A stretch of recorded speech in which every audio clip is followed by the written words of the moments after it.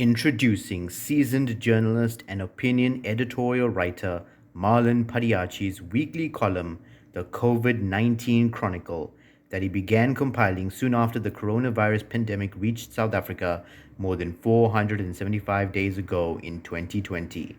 The surge of the scourge is edging towards claiming a total of 58,000 lives. All the COVID-19 fallen people, and including those who die of natural causes, chronic life-threatening diseases, or tragically, are honored in this weekly obituary and tributes published in multiple editions of the Weekly Gazette and tabloid media newspapers across the greater Durban Tequeni region and across KwaZulu-Natal towns. Obituary by Marlan Padayachee. Open quotes. President Cyril Ramaphosa was invited by the G7 in recognition of South Africa's leadership role on the continent and globally in the fight against the pandemic, including championing vaccine equity within and between nations. Close quotes. From the Office of the Presidency in Pretoria. Let's salute our head of state's campaigns to halt COVID-19 vaccine apartheid and nationalism. Our rainbow flag is flying at half-mast. Again, as a coronavirus-plagued country lays more citizens to rest in peace. Cornwall is Britain's most southwestern tip, and Land's End and Lizard Point are its landmark, a pristine and peaceful countryside. When Cyril Ramaphosa took his coronavirus campaigns a few hundred digits higher to engage the influential Western nations leaders of the G7 summit, meeting for the first time in 3 years since COVID-19 unleashed a curveball on the world. Cyril Ramaphosa certainly needed a breath of fresh air in the English countryside, and soon after his presidential jetliner touched down with Naledi Pandor, Minister of International Relations and Cooperation, at his side, Mr. Dancing Democracy unfurled his charm offensive on the powerful leaders of this exclusive group of statesmen. Cornwall also gave Ramaphosa a chance to curry favor with fellow guests Australia and South Korea. South Africa and BRICS partner India, both battling the pandemic, are driving a campaign to push for a temporary patent waiver on COVID-19 vaccines. Once it gets the heads up, vaccines could be manufactured in South Africa on a bigger scale, and in India and other countries.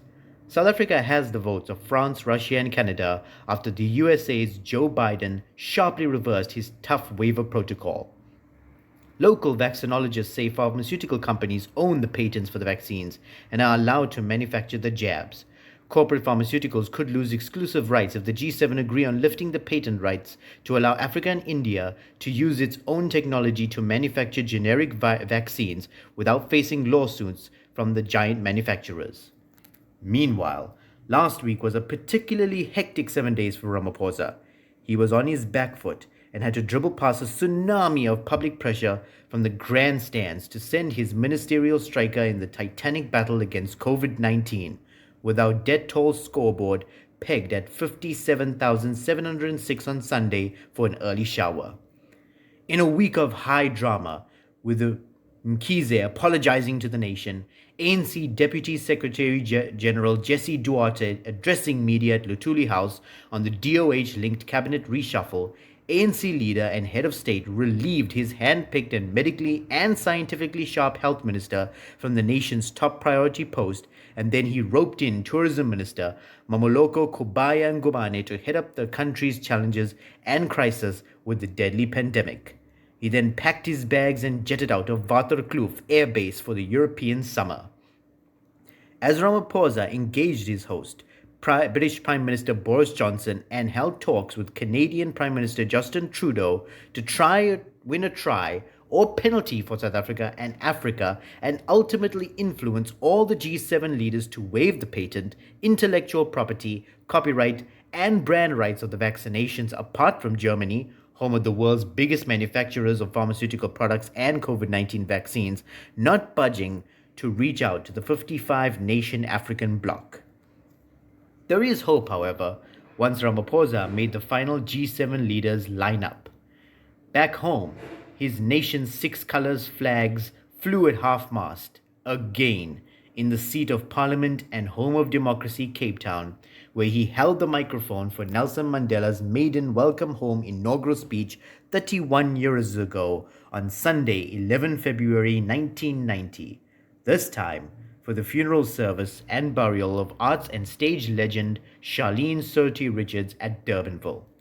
The 66-year-old actor's death brought home the harsh reality of not only passing away during the pandemic era, but how freelancing artists and also journalists, photographers, and consultants end up in a Dolan soup kitchen queues because of corporate and management exploitation of creative people who put SA's brand up in neon lights.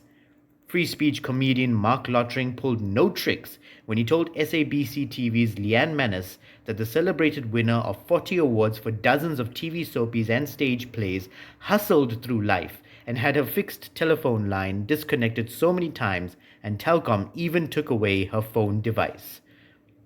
He said, and I quote, "I am so tired of hearing the same old story whenever an artist passes away." Close quotes. Responding to emotionally moved Manis, hard-hitting TV co-presenter Sakina Kamwendo quote, "Let us send flowers to our celebrities when they are alive and not flowers when they are dying." As a restless public, citizens are ignoring calls to wear masks, practice social distancing and sanitizing, avoid public gatherings and after-tears funeral parties, hotspots, and shopping malls. The new health honcho pleaded, open quotes, "People are not observing the protocols. Government will now deploy intervention teams to safeguard our human capital." Close quotes. With 9,700 new cases, pressure on hospitals is mounting. SA has only vaccinated 1 million out of its target 40 million, hence Ramaphosa and company in Cornwall. Business leaders say corporate SA has to work hand in glove with government to combat coronavirus. With 114 and counting weekend deaths, we pay tribute to all the nameless victims of the worst pandemic. Hambagashle. You can get a hold of Marlan Padayachee via his public email, marlan.padayachee@gmail.com. You can contact the Coronavirus Emergency Hotline on 0800 029 999 or the WhatsApp support line on 0600 123 456. Marlan Padayachee is a seasoned journalist and columnist who heads a media communications, political strategy, publicity, and research agency. Naushad Khan is a published author, entrepreneur, and motivational speaker who runs Multi-Marketing, a digital online design, marketing agency, and publishing company.